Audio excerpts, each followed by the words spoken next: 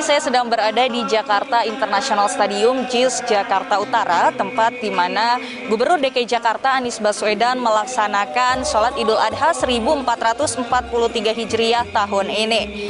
Memang pemirsa, antusiasme masyarakat untuk melaksanakan sholat Idul Adha di sini tuh sangat tinggi, terlihat dengan masyarakat yang terus berdatangan sejak pukul 6 pagi tadi.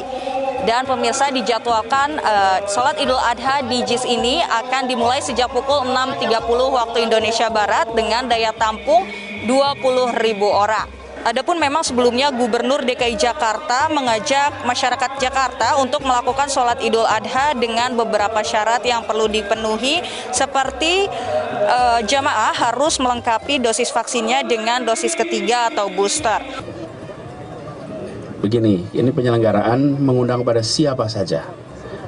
Dan ini diselenggarakan oleh Pemprov DKI Jakarta untuk siapa saja hadir, tidak ada undangan spesifik pada siapapun. Karena ini adalah event yang diselenggarakan Pemprov yang rutin diselenggarakan di sini. Gitu ya.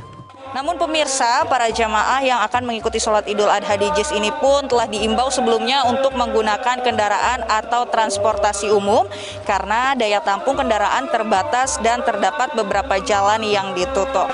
Ada 3 jalan pemirsa yang ditutup sejak pukul 4.30 hingga 10 pagi, yakni simpang perlintasan sebidang kereta api KA di Jalan Sunter Permai Raya, Jalan RE Marta Dinata, simpang Jalan Sunter Permai Raya, Jalan Bisma Raya, dan simpang Jalan Danau Sunter Barat, Jalan Danau Sunter Utara. Saat ini kita berada dalam hari raya Allahu minas solihin. Wahai ayah. Nah pemirsa, kami segenap kru yang bertugas hari ini mengucapkan selamat Hari Raya Idul Adha kepada Anda yang merayakan. Dari Jakarta, Putri Hanifah Halmutimoti, Kantor Berita Antara, mewartakan.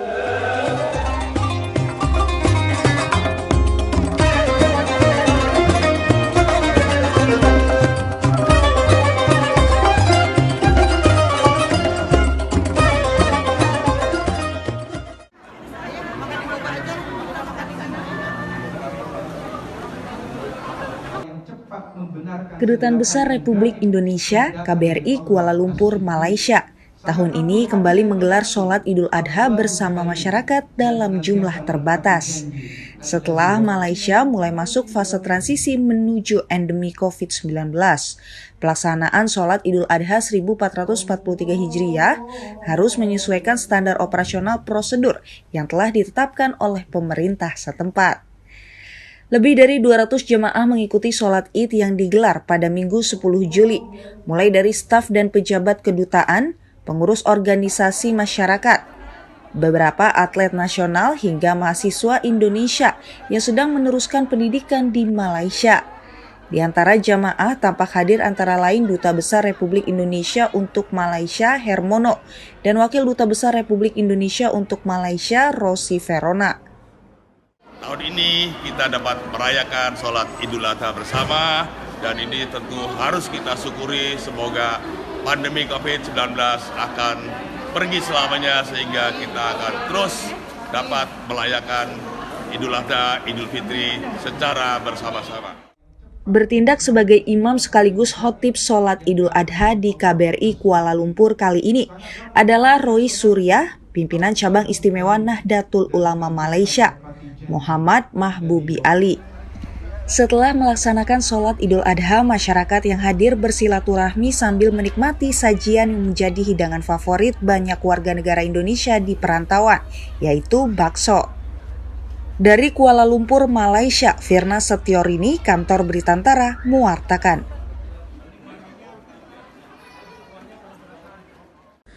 Dalam kunjungannya ke sejumlah daerah di Provinsi Lampung Sabtu 9 Juli, Menteri Perdagangan Zulkifli Hasan meminta pabrik pengolahan sawit untuk ikut serta menjaga stabilitas harga tandan buah segar sawit di tingkat petani, serta ikut menjaga stabilitas harga minyak goreng di pasaran. Oleh karena itu, Mendak meminta pabrik pengolahan sawit untuk membeli tandan buah segar sawit milik petani dengan harga minimal Rp1.600 per kilogram. Nah, oleh karena kita udah minta pabrik-pabrik kelapa sawit harus membeli di bawah paling murah 1.600, ya kan? Nah, kami dari Kemendak, karena kan kalau perkebunan sawit kewenangan Kementerian Pertanian, ya, Nah, saya dari Kemendak akan mempercepat, kami sudah memutuskan agar ekspor CPO itu cepat. Dalam tinjauannya ke pabrik sawit milik PT PN7 di Kabupaten Lampung Tengah, Mendak masih menemukan adanya pembelian di bawah harga minimal, yakni sebesar Rp1.300 per kilogram. Menteri Perdagangan berharap pabrik dapat memberikan harga yang layak bagi pembelian sawit milik petani, yaitu dengan kisaran harga Rp1.600 hingga Rp2.000 per kilogram, serta berupaya mempercepat proses ekspor CPO. Dari Kabupaten Lampung Tengah, Lampung, Ruth Intan Sozometa Kanavi, Kantor Berita Antara mewartakan.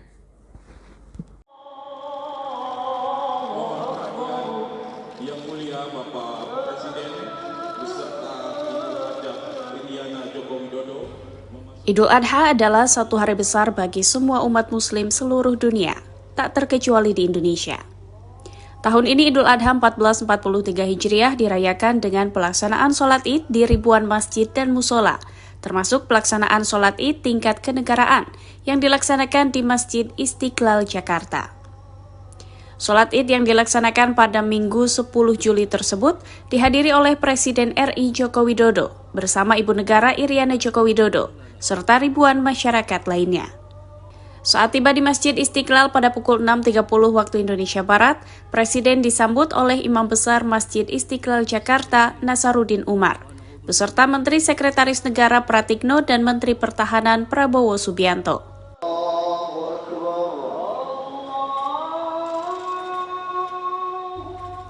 Sholat Id berjalan secara khusyuk, juga diikuti sejumlah tokoh publik termasuk para duta besar negara-negara muslim. Bertindak sebagai imam adalah Salim Ghazali, dan khotbah yang disampaikan oleh Khatib Ketua Badan Wakaf Indonesia Muhammad Nuh dengan tema Semangat Gotong Royong Perkuat Sendi Kebinekaan. Kita itulah yang akan menjadi jiwa dari gotong royong. Gotong royong itu aksinya, kita itu jiwanya. Kita saja tanpa gotong royong ya hanya semangatnya, tapi semangat kita itu diterjemahkan menjadi gotong royong. Dalam pelaksanaan sholat Idul Adha 1443 Hijriah ini, panitia dan pengelola masjid mengimbau agar para jamaah tetap menjalankan protokol kesehatan. Dari Jakarta, Nabila Karisti, Rijalul Fikri, Kantor Berita Antara mewartakan.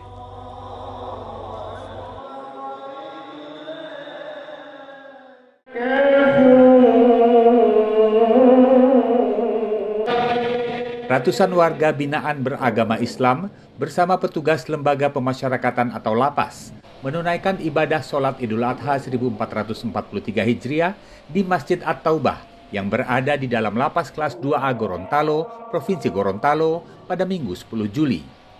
Usai sholat yang berjalan dengan khidmat, warga binaan dan petugas bersalam-salaman dalam suasana yang akrab, kekeluargaan, serta saling memberikan ucapan dan bermaaf-maafan.